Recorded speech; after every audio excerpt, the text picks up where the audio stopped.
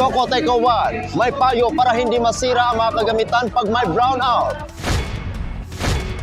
Vacant jobs, inalok sa mga Cotabateño job seekers sa Labor Day Job Fair.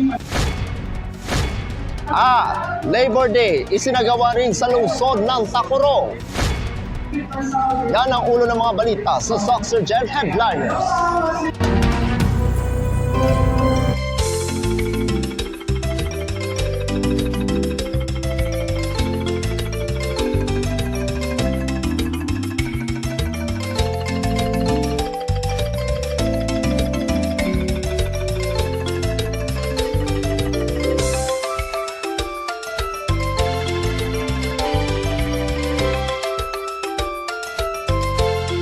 Magandang araw, South Central Mindanao. Narito na ang mga pangunahing balita sa Soxurgen Headliners ngayong Mayo 1, taon 2024. Socoteco 1, may payo para hindi masira ang mga kagamitan pag may brownout. Narito ang ulat. Nagbigay ng rekomendasyon ang South Cotabato Electric Cooperative o Socoteco 1 sa mga consumer para maiwasang masira ang kanilang mga appliances tuwing brownout o patay-sindi ang kuryente. Sa isinagawang question hour ng Sangguniang Panglungsod o SB sa kooperatiba, iminumungkahi ni Operation Chief Engineer Jefferson Gianson na bilang isang electrical practitioner ay dapat lagyan ng proteksyon ang mga appliances. Ayon kay Engineer Gianson, ilan sa mga ito ay ang paggamit ng magnetic contactor, electrical equipment at time delay devices. Ayon nito na hindi agad masira ang mga appliances tuwing magkakaroon ng power interruption o brownout. Dahil otomatiko nitong i-disconnecta ang appliances sa supply, hinihintay muna nito ang maging stable ang system supply ng voltage bago mag-connect o muling umandar ang appliances.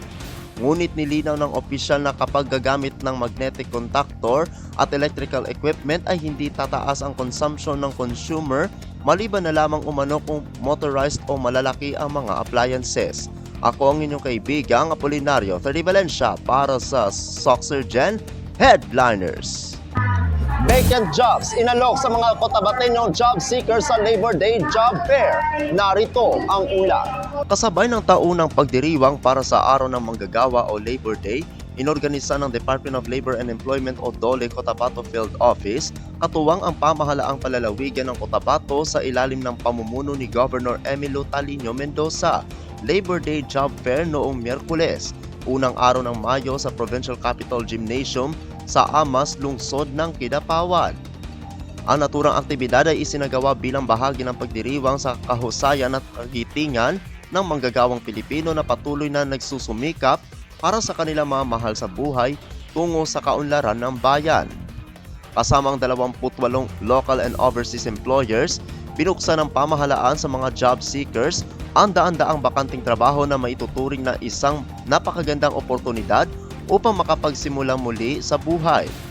Sa kabilang banda, nagkaroon din ng one-stop shop sa processing of documents mula sa mga sumusunod na ahensya na naging malaking tulong sa mga nangangailangan: Technical Education and Skills Development Authority o TESDA, Pag-ibig Fund or Home Development Mutual Fund, PhilHealth, Social Security System o SSS, National Bureau of Investigation o NBI, Philippine Statistics Authority o PSA, National Labor Relations Commission o NLRC, Professional Regulation Commission o PRC at Department of Foreign Affairs o DFA.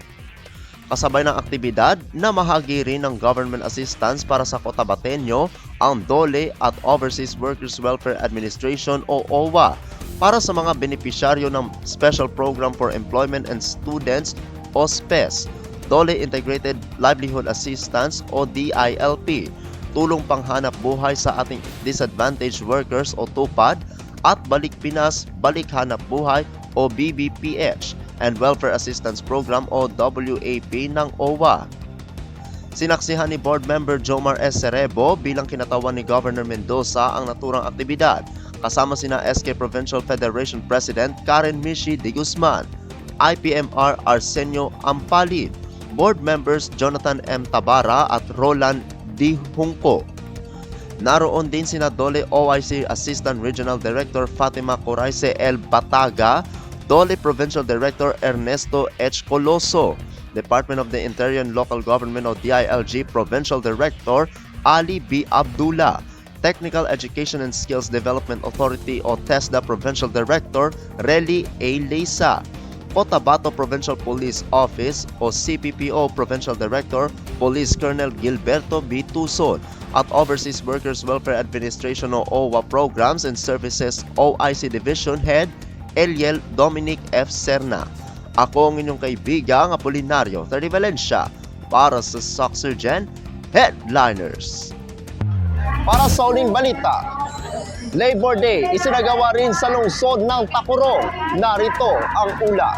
Daan-daang mga mamamayan sa lungsod ng Tacurong at buong lalawigan ng Sultan Kudarat ang nakinabang sa napakaraming serbisyong hatid ng pamahalaan sa pagdiriwang ng Araw ng mga Manggagawa na inorganisa ng Department of Labor and Employment. Idinao sa mga aktibidad sa Tacurong City Cultural and Sports Center. Mahigit 10 milyong pisong halaga ng livelihood checks ang na-turnover ng DOLE sa mga asosasyon at individual sa mga bayan ng Libak, Calamansig at Palimbang. Samantala, 110 ng mga Tacurong noon din ang tumanggap ng 4,030 pesos bawat isa sa emergency employment sa ilalim ng tupad na pinangasiwaan ng tanggapan ni Senador Loren Legarda. Bago pa man magsimula ang paglatag ng iba't ibang serbisyo ay isang maikling programa muna ang isinagawa kung saan nagsalita sina Tacurong City Mayor Joseph George L. Lechoncito, MDDPA, City Councilor Harvey Legas at DOLE Sultan Kudarat Field Office Head Mary Jane Hoksuan. Dumalo din sa pagtitipon ng mga Public Employment Service Office o PESO managers ng mga munisipyo sa lalawigan ng Sultan Kudarat. Ilan sa mga tampok na aktibidad sa Labor Day celebration ay ang kadiwa ng ani at kita hatid ng Department of Agriculture at City Agriculture Office, ganun din ang one-stop shop services hatid ng Philippine Statistics Office, Bureau of Internal Revenue, Social Security System, Department of Trade and Industry, PhilHealth at Pag-ibig. Itinampok din ng Department of Health at pamahalaang palalawigan ng Sultan Kudarat ang medical and dental services, libreng tuli at libreng gupit.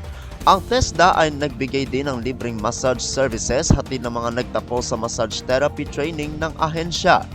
Isinagawa din ng DOLE ang job fair kung saan iba't ibang mga employers ang dumating para maghanap ng mga manggagawa. Ang PESO Tacurong ay patuloy din sa pagpapaigting sa advokasya sa online recruitment platform nito na PESO Jobs PH.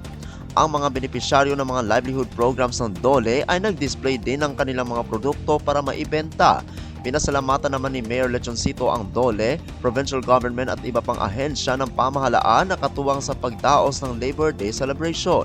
Pinasalamatan din ng alkalde si Senador Legarda na magbigay daan sa pagbigay ng DOLE tupad sa mga tagalungsod ng Tacurong. Pinasalamatan niya din ang OFW party list na isa sa mga nagbigay suporta para maidaos ang Labor Day activity sa lungsod. Sa kabilang dako, maliban sa Labor Day celebration sa lungsod ng Tacurong, mayroon ding isinagawang tupad payout sa bayan ng Isulan kung saan libu-libong benepisyaryo ang tumanggap ng kanilang sahod. Ako ang inyong kaibigang Apolinario Valencia para sa Soxurgen Headliners.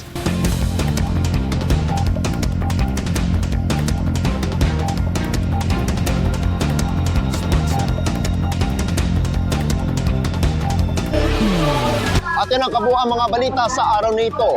Mga balitang kailangan ninyo malaman, balitang walang kinakampihan, mga balitang totoo, mga balitang may dalang aral at inspirasyon. Ito ang Soxurgen Headliners. Hanggang bukas, maraming salamat at magandang araw, kaibigan.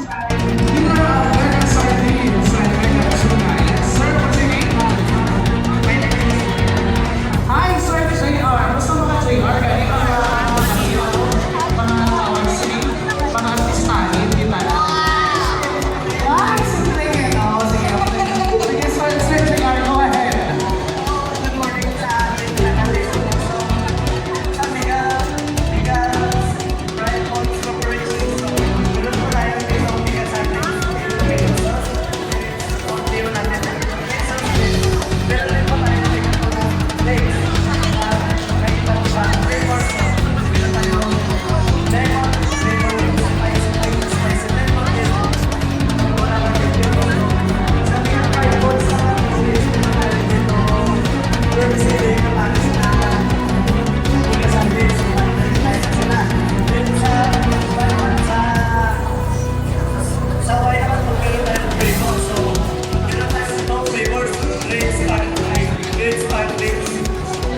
juice and white grapes sparkling juice. So,